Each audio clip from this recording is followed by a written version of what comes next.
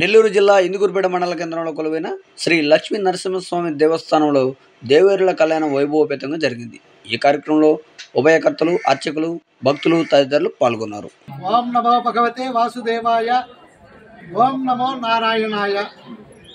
ఈరోజు ఇందుకూరుపేట గ్రామంలో వేంచేసి ఉన్నటువంటి శ్రీ లక్ష్మీ నరసింహస్వామి ఆలయమునందు ఈ మధ్యకాలంలో ఆలయ అభివృద్ధి సంక్షేమ కార్యక్రమాలన్నీ కూడా ఈ గ్రామంలో ఉన్నటువంటి ప్రజల చేత, ఆయా ప్రజల చేత నిత్యం అభివృద్ధి జరుగుతూ ఉన్నది. అందులో భాగంగా శ్రీ సూదలగుంట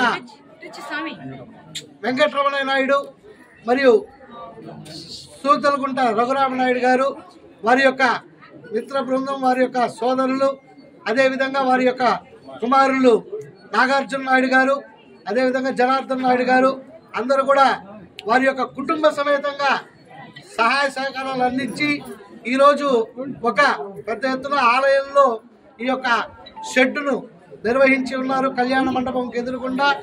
అందుచేత ఈ యొక్క ప్రజలకు ఎటువంటి ఆటుపోటు లేకుండా, ఎండలో ఎండకుండా, వానలో తడవకుండా ఆ కళ్యాణ మహోత్సవాన్ని తదితరులు లక్ష కుంకుమార్చన వంటి కార్యక్రమాలు ఎటువంటి ఆరోపణ లేకుండా వీక్షించుటకు ప్రజలకు ఆ సదుపాయాన్ని వారు కలిగించి ఉన్నారు.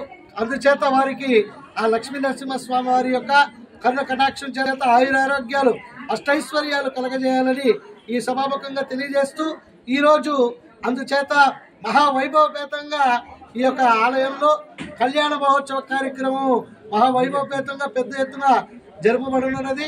ఈ యొక్క కళ్యాణ మహోత్సవానికి భక్తులు అధిక సంఖ్యలో పాల్గొని పై కార్యక్రమాన్ని